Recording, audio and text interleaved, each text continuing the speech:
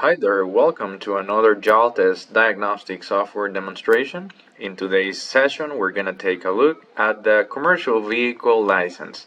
In this industry, we can find heavy-duty and semi-trucks. We have coverage for trailer or platform implements. We've got buses. We have also the light and medium duty commercial vehicle module and the manufacturer's brands, right? As you can see, Jaltest also covers the agricultural and harvesting equipment tractors. We've got the off-highway license, anything in between heavy duty construction equipment and stationary engines for any industrial applications will be found into this license. We've got the material handling license with the forklifts, platforms, boom lifts, scissor lifts. We've got telehandler and telescopic equipment. The marine vessels, last but not least, we've got inboard, outboard engines, stationary engines for bigger vessels, and we've got the jet ski watercraft system coverage as well. In today's sessions, we're going to take a look at the commercial vehicle for heavy-duty trucks. I would like to start with the basics. As you can see, we've got two operating modes for scanning process. We have the auto mode and we have the manual mode. The manual mode is to help us identify our systems. If we've got the VIN number, the license or serial plate in one of our heavy-duty trucks, we can quickly jump into this model. We're gonna see favorite screens on the brands, more common and frequent ask for our customers. I can see we have a total of 71 brands for heavy-duty trucks on this license. As you can see, this video will cover some of the Mack and Volvo trucks that can share their electronic engine model. For the sake of the video, we're gonna take a look at the Mack Anthem, sorry. And I can see we've got the Anthem from 2018 till 2024, uses the MP7 engine, right? If I quickly jump in, I can try to find a list of 23 systems into different variants and models. As you know, in the commercial industry, we have an infinite part of configurations that can come on this exact same brand and model and year. So in this case, we can run system scans to identify which of these whole bunch of systems are packed onto our heavy-duty truck, right? So we've got anti-pollution system coverage on the audio, brakes, ABS, central computer. We've got the transmission, the engine, the instrument cluster, and the safety as well, right? This is when we know what sort of model or year we're working on, right?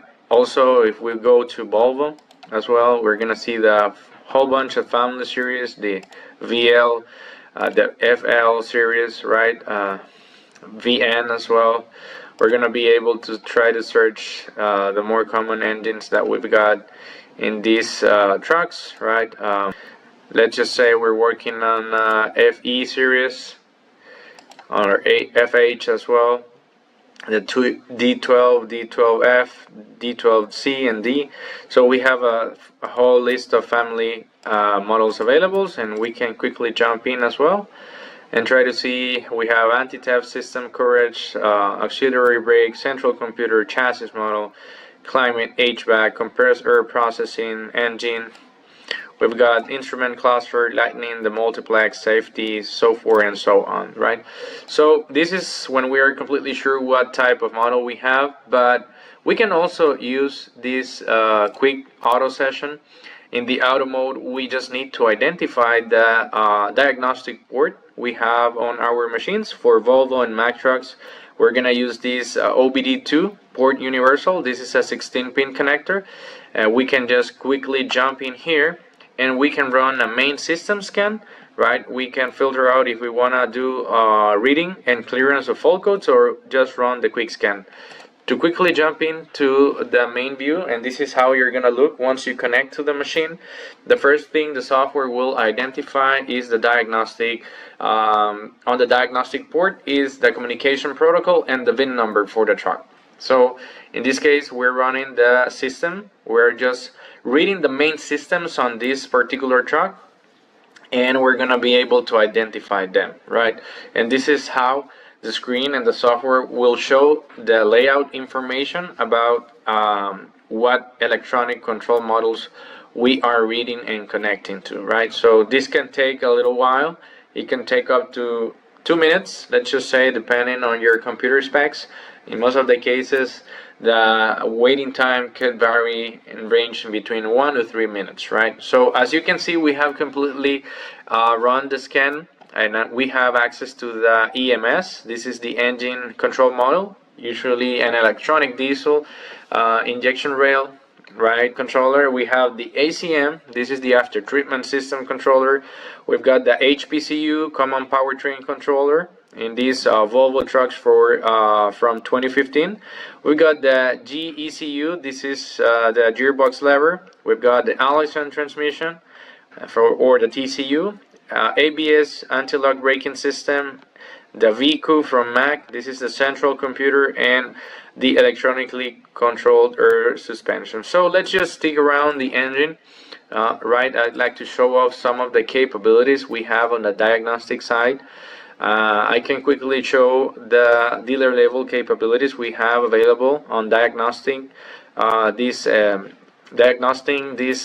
engine control models, and this is the exact same engine control model you're gonna find in a Mack, let's just say the Mack Anthem.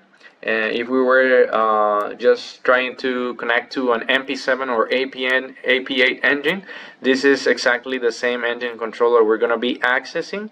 They just vary a little on their setting parameters, right? So you can see we've got fault code clearance, fault code readings, system data. We've got operational data, live measurements, and monitoring. We can actuate components, run more complex system checks.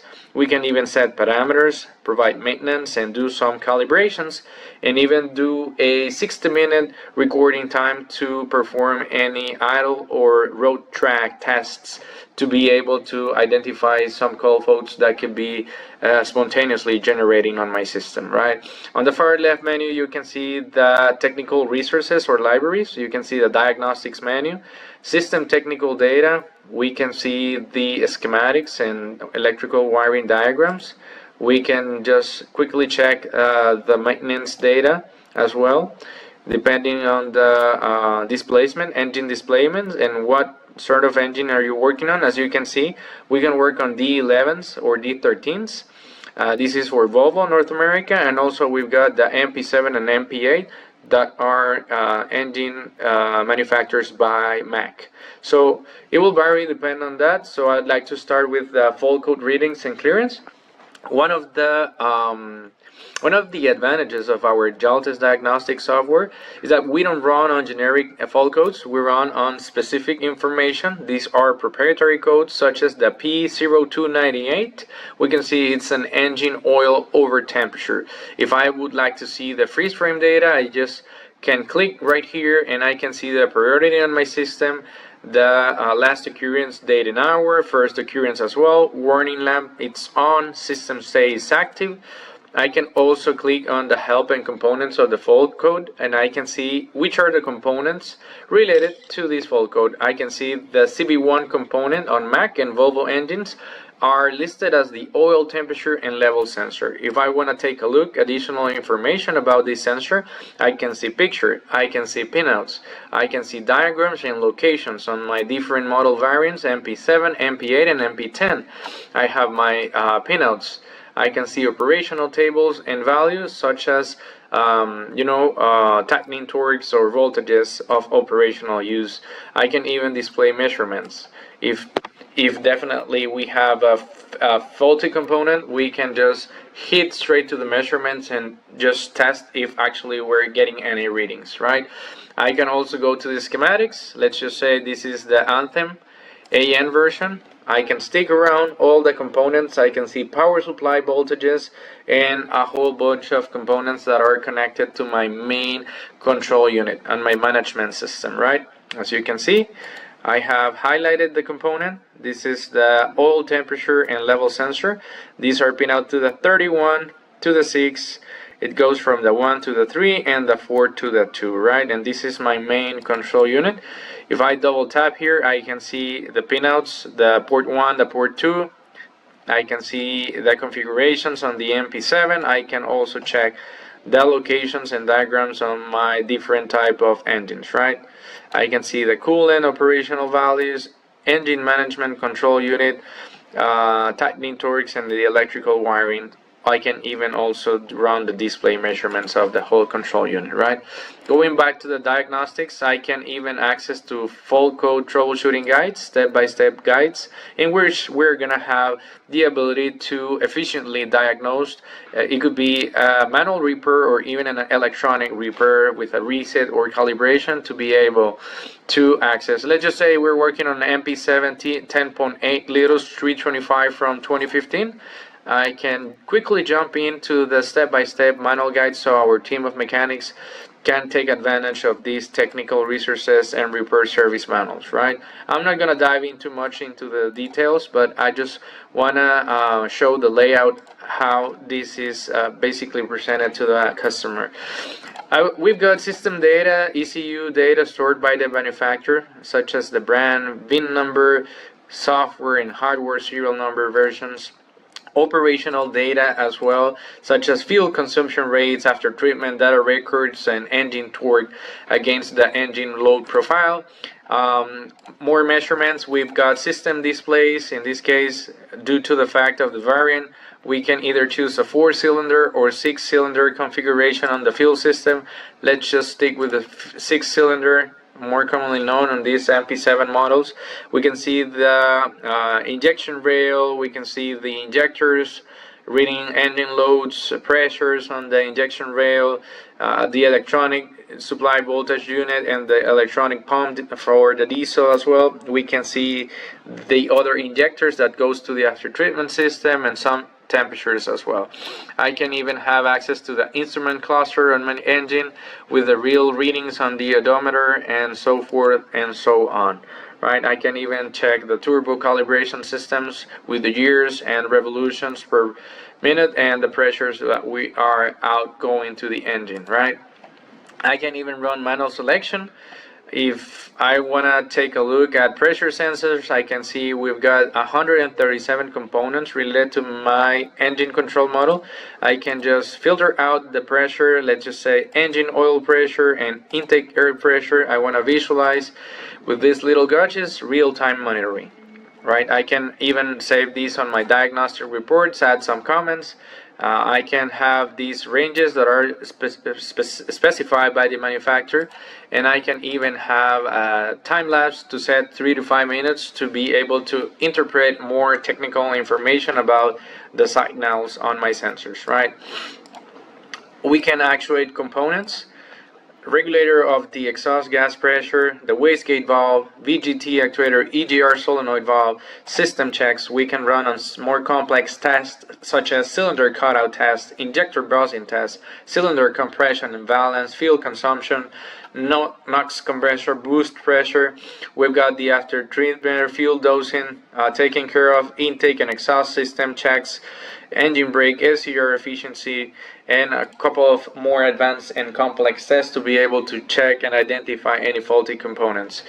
Setting parameters, we can modify parameters, idle speed, cruise control, engine protection, power takeoff, fuel trims, DPF, regeneration, inhibition, and reduction of the vehicle speed in economy mode.